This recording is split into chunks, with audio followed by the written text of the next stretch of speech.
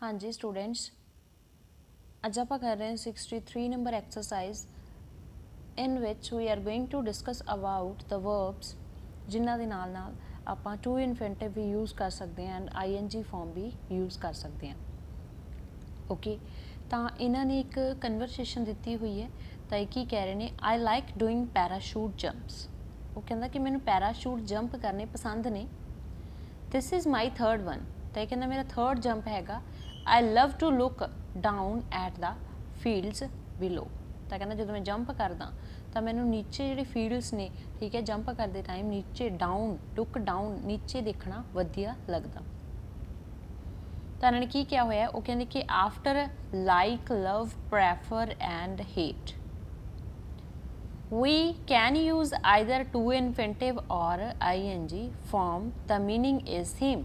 तो जो like love prefer and hate हैगा, ठीक है, ये आप ING फॉर्म भी यूज़ कर सकते हैं तो टू इन्फिनिटिव भी। बट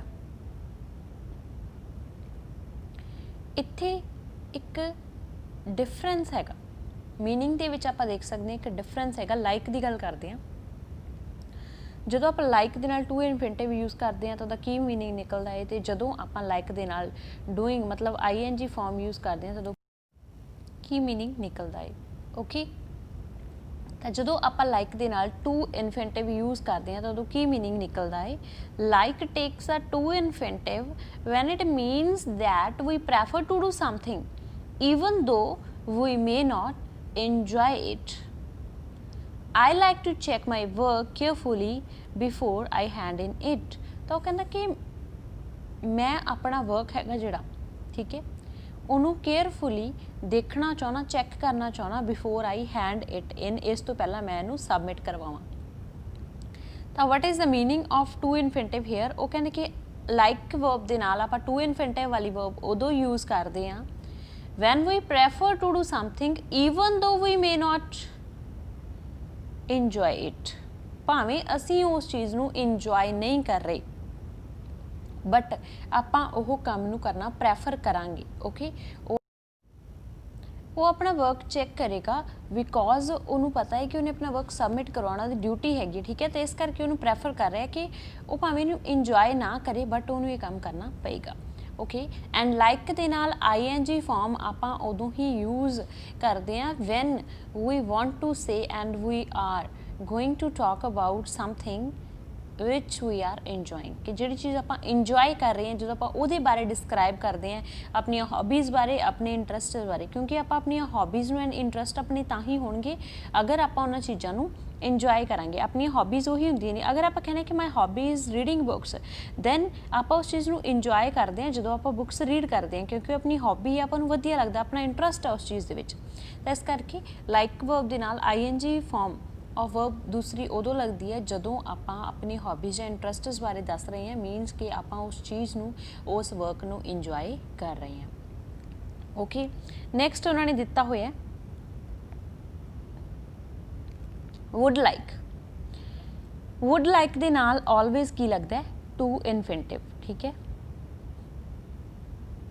आप की यूज़ करते हैं मोस्टली ये टू इन्फिनिटिव वाली फॉर्म। जिस तरह आप किया सी would you like a cup of tea, would you like to visit me here, जो आप क्या सी कि ऑफर कर रहे हैं फूड उदों आप सिंपली वुड यू लाइक, अगर आप किते ऑफर कर रहे हैं भी सानू मिलन के लिए, ठीक है, विजिट करनी, उदों आप की लाते सी would you like to.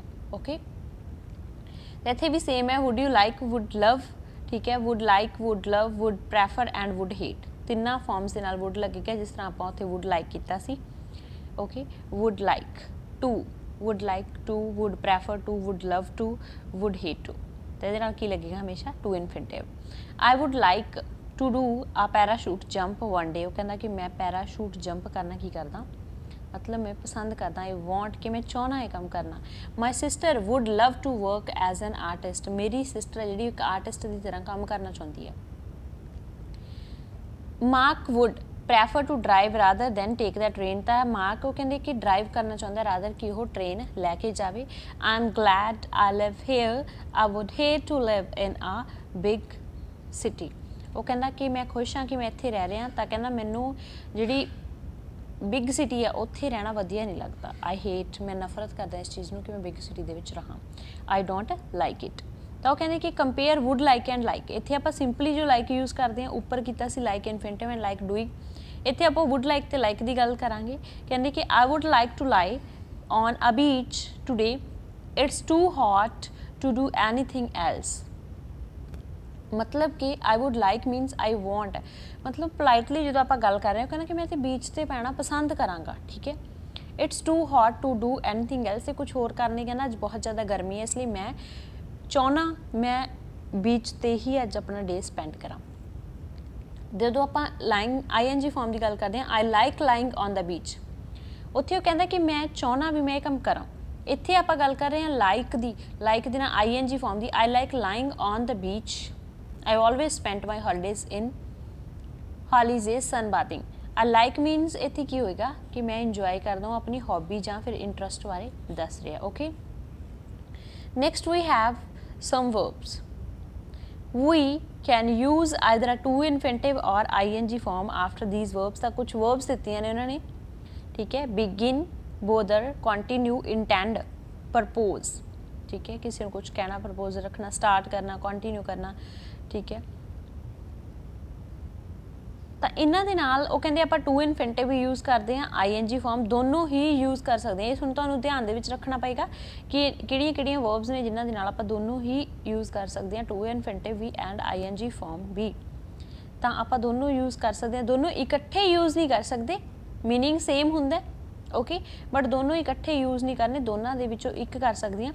Do you mind intend to make, ਜਾਂ फिर do you mind intend making, do you bother to do and do you bother doing. Okay, we do not usually have two ING forms together, मतलब कि to ING forms आपां कहंदे use इकट्ठे नहीं करते। मतलब की क्या थे कि आपां ING फॉर्म तो बाद टू इनफिनिटिव तो लगा सकते हैं, कल आप कीते सी ING फॉर्म तो बाद टू इनफिनिटिव लगा सकते हैं, टू इनफिनिटिव तो बाद ING फॉर्म लगा सकते हैं, ਜਾਂ दोनों टू वाले कर सकते हैं, बट दोनों ING फॉर्म कदे इकट्ठियां यूज़ नहीं करांगे। ओके, तो ये सब का तुसीं ध्यान रखना। नैक्सट उन्होंने आपां नूं अनसॉल्वर दित्ती हुई है कि कह रहे हैं right in the words begin I like और आई वुड लाइक। तो I like and I would like they वाल आपां ध्यान देना। अगर आई लाइक आप उत्थे करांगे जिथे हॉबीज़ की गल हो रही है, एंड आई वुड लाइक उत्थे जिथे प्रैफरेंस की गल कर रहे हो, काम करना चाहता है, ठीक है। यूज़ दीज ऑब्जेक्ट, ऑब्जेक्ट दिते ने मूरे, तो देखो आई वुड लाइक जां आई लाइक लगाना, उहदे नाल वर्ब दी फॉर्म, ठीक है। तो कंप्यूटर गेम्स जिथे उन्हें किया I like playing computer games, ये उहदी की हॉबी है।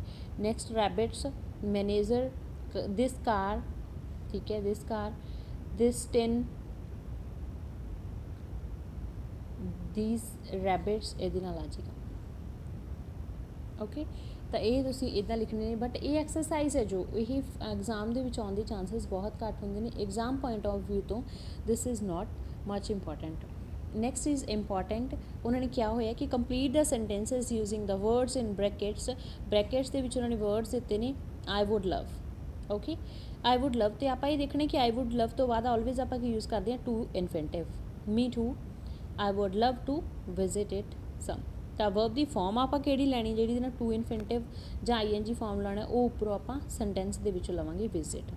तो नैक्सट उन्होंने कहा Tom seems to enjoy watching football matches, yes he loves. तो देता उन्होंने फर्स्ट वर्ब उन्होंने दिती हुई है हर एक दे विच, ही लव्स। तो आप लव्स के नाल की यूज़ करते होंगे ING फॉर्म जदों गल हो रही होवे हॉबी की, तो वो लव करदा मतलब उसकी हॉबी है। सीम्स टू इंजॉय करता हो वॉचिंग फुटबॉल मैचेस, तो आप लिखांगे ही लव्स वॉचिंग, उस तो बाद दिता ही होया ओके फुटबॉल मैचेस। तो ये तुसीं कंप्लीट कर लियो। थर्ड उन्होंने दिता है start and intend. Complete this news report about a stolen taxi, put in a to infinitive और ING form of these verbs. तो कोई भी पुट कर सकते हैं आप, ING फॉर्म भी पुट कर सकते हैं। Sometimes more than one answer is possible, तो कहते more than one answer is possible, तो जो इन्हों के वर्ब होएगी तो वो कोई भी पुट कर सकते हैं, ठीक है। तो अदरवाइज आप देखेंगे कि टू आएगा या फिर ING फॉर्म आएगी। ये सी सारा 63 number exercise. I hope you get it.